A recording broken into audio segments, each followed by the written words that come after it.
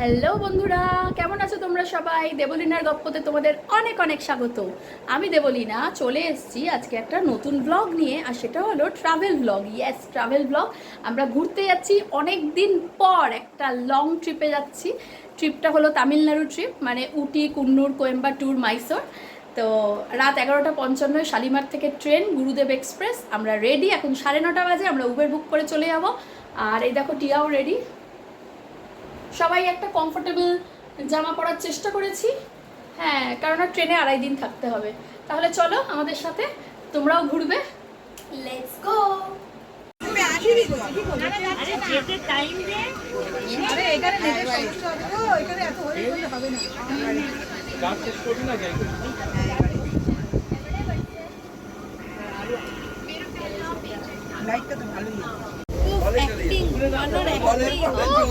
কি যা অ্যাক্টিং করছে!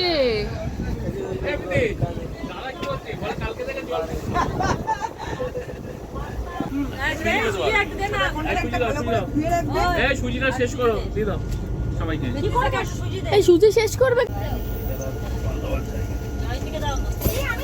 এই নাম্বারও তো ছিল, আমার নাম্বারটা দিতে পারতাম, ভুল হয়ে গেল আমার।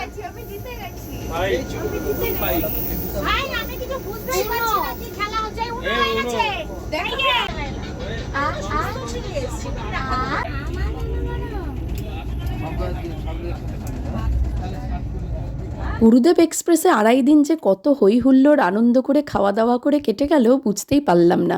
এসে গেল কোয়েম্বাটুর। আমরা নেমে পড়েছি কোয়েম্বাটুর। এখানে 3 মিনিট দাঁড়ায় বলেছিল, বাট 5 মিনিটের বেশি দাঁড়াচ্ছে। কোয়েম্বাটুর স্টেশন।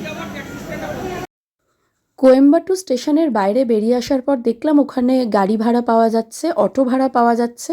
অটোগুলো বেশ বড়, আমাদের কলকাতার অটোর মতো নয়। তো আমরা একটা অটো ভাড়া করে নিলাম আর চলে গেলাম ঈশা ফাউন্ডেশন, যেটা আদিযোগীর নিজস্ব ফাউন্ডেশন। তো সেখানেই আমাদের স্টে করার কথা। তো আমরা সেখানে চলে গেলাম।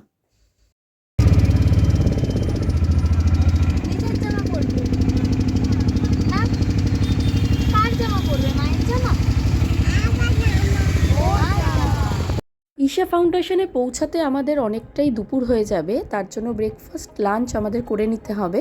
তো ব্রেকফাস্টটা আমরা পেট ভরে করে নেওয়ার জন্য এই শপটাতে ঢুকলাম। ওখানে patties, egg patties, pastry, laddoo এইসব আমরা খেয়ে, চা খেয়ে আমরা পেট ভরিয়ে নিয়ে আবার আমাদের গন্তব্যস্থলের দিকে যাত্রা করলাম। যাত্রাপথে দেখে নিচ্ছিলাম নারকোল গাছ, সারি সারি নারকোল গাছ, দেখে এত সুন্দর লাগছিল। আমরা সবাই জানি সাউথ ইন্ডিয়ায় বিগ সাইজ ডাব পাওয়া যায়, নারকেল পাওয়া যায়। তো তার জন্যই মনে হয় এত নারকোল গাছ ওখানে, সারি সারি নারকোল গাছ। আমরা আস্তে আস্তে যত আদিযোগীর কাছে পৌঁছাচ্ছিলাম, ঈশা ফাউন্ডেশনের কাছে পৌঁছাচ্ছিলাম, তত আমরা অপূর্ব সুন্দর দৃশ্য দেখতে পাচ্ছিলাম। মনোমুগ্ধকর পাহাড়, আর সেই পাহাড়ের ওপর জমে আছে মেঘ। অপূর্ব লাগছিল। যাচ্ছিলাম তো অটোয় করি, বাট এই খোলামেলা দৃশ্য দেখতে দেখতে মনে হচ্ছিল গাড়ির থেকে মনে অটোযাত্রা অনেক বেশি সুন্দর। অপূর্ব লাগছিল। রাস্তা খুব একটা ভালো ছিল না, কারণ জঙ্গলের রাস্তা ছিল মাঝখানে। তো সেইটুকুনি শুধু খারাপ ছিল, বাকি পুরো রাস্তাই খুব ভালো ছিল। তোমরা দেখে নাও কি সুন্দর লাগছে দেখতে এই পাহাড়টা। ঈশা ফাউন্ডেশনে ঢোকার আগে অটো যেখানে আমাদের নামালো, সেখানে আমাদের ব্যাগগুলো স্ক্যান করে নিতে হয়েছিল। তারপরে এটা হলো ঈশা ফাউন্ডেশনের গেট, যেখানে সবাই দর্শনার্থীরা ভিড় করেছিল। বাট আমরা ওখানে স্টে করব বলে আমরা আলাদা গেট দিয়ে ভেতরে ঢুকে পড়েছিলাম। ভেতরের পরিবেশ আমাদের খুবই ভালো লেগেছিল, খুবই স্নিগ্ধ পরিবেশ, একটা আশ্রমের পরিবেশ যেমন হওয়া উচিত। অনেকটা বড় এরিয়া নিয়ে এই ঈশা ফাউন্ডেশন তৈরি হয়েছিল, যেখানে বিভিন্ন রকম রুলস অ্যান্ড রেগুলেশনস ছিল।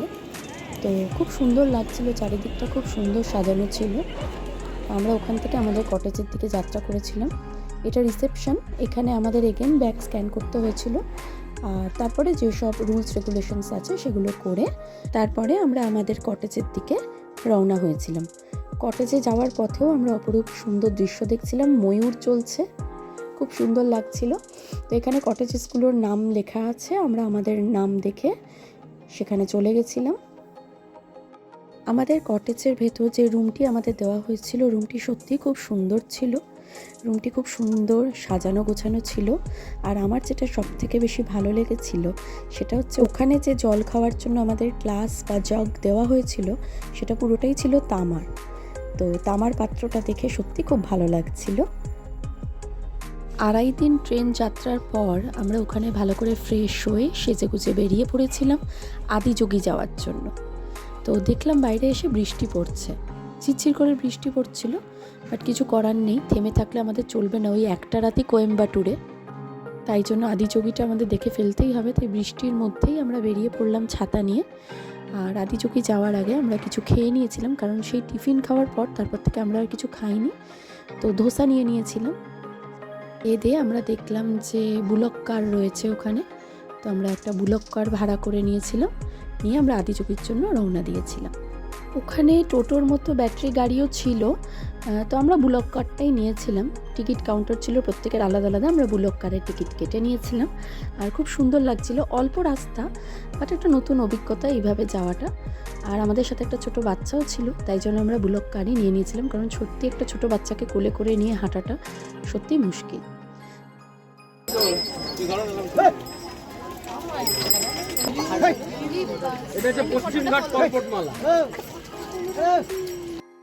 আদিযোগী পুরোটাই পাহাড়ে ঘেরা পশ্চিমঘাট পর্বতমালা। আর সেখানে আমরা যখন গেলাম তখন হচ্ছিল সূর্যাস্ত, অপূর্ব লাগছিল। বুলক কারে বসে ছবি তুলছি বলে হাতটা কেঁপে যাচ্ছে, কিন্তু সেই সিনারি দেখে চোখ জুড়িয়ে গেছিল। আদিযোগীর সামনে আমাদের গাড়ি নামিয়ে দিয়েছিল, নেমে আমরা চারপাশটা দেখে নিচ্ছিলাম, অপূর্ব সুন্দর লাগছিল। আদিযোগীর সামনে হাজারো হাজার দর্শনার্থী ভিড় করেছিল আমাদেরই মতো, সবাই বিভিন্নভাবে ছবি তুলে নিচ্ছিল, আমরাও তুলছিলাম। কি সুন্দর লাগছিল, চারপাশটা পর্বতে ঘেরা, মাঝখানে এত সুন্দর একটা শিব মূর্তি, অপূর্ব লাগছিল। আদিযোগী দেখে মনটা ভরে গেছিল একদম আনন্দে, খুব সুন্দর লাগছিল। এত স্নিগ্ধ পরিবেশ, সবাই দেখছিল, সবাই ফটো তুলছিল, অপূর্ব লাগছিল। আমিও অনেক ফটো তুলে নিয়েছিলাম। ওই যে পেছনে আমার স্বামী এবং আমার কন্যা ফটো তুলে নিচ্ছে, দারুণ পরিবেশ ছিল। সূর্যাস্ত হয়ে গেছিল, কিছুক্ষণ পরেই লাইটিং শো শুরু হবে, আমরা সকলে তার অপেক্ষায় ছিলাম। শুনেছি আদিযোগীর লাইটিং শো দেখার মতো। আমি রেকর্ড করে এনেছি, আপনারাও দেখে নিন। প্রথম শুরু হতেই বলে দিয়েছিল যে আদিযোগী কী করে ফর্ম হয়েছিল, সেই হিস্ট্রিটা বলে দিয়েছিল। কপিরাইট ক্লেমের ভয়তে আমি আর আপনাদের শোনাতে পারলাম না। আর লাইটিং শোটা যতটা সম্ভব আমি রেকর্ড করার চেষ্টা করেছি, আপনারা সেটাই দেখুন। আদিযোগীর হিস্ট্রি বলার পরে বিভিন্ন রকম আদিযোগীর ক্রিয়া কর্ম সব কিছু আমাদের ওই লাইটিং শোয়ের মাধ্যমে দেখানো হচ্ছিল। আদিযোগীর লাইটিং শো সত্যিই অপূর্ব ছিল।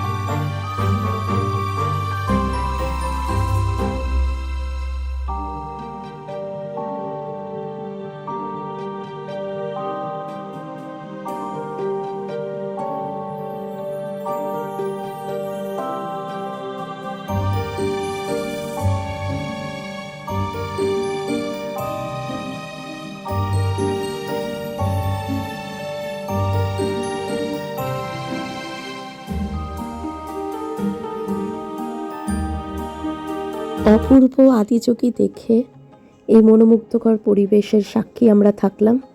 তারপরে আমরা একে একে আবার ঈশা ফাউন্ডেশনে ফিরে গেলাম, একইভাবে বুলক কার করে। এর পরের যাত্রা আমাদের হবে কোয়েম্বাটুর থেকে মেট্টুপালায়াম স্টেশন, যেখান থেকে আমরা চড়ে নেব টয় ট্রেন করে আমরা চলে যাব কুন্নুর। এরপরে এক এক করে আমাদের কুন্নুর যাত্রা, সেখান থেকে উটি যাত্রা, সেখান থেকে মাইসোর, সব ব্লগগুলোই আমি দেব। আপনারা দেখতে থাকুন দেবলীনার গপ্প। আর যদি ভালো লাগে আমার এই ভিডিওটা, তাহলে অবশ্যই লাইক সাবস্ক্রাইব করবেন আমার চ্যানেলকে। Thank you.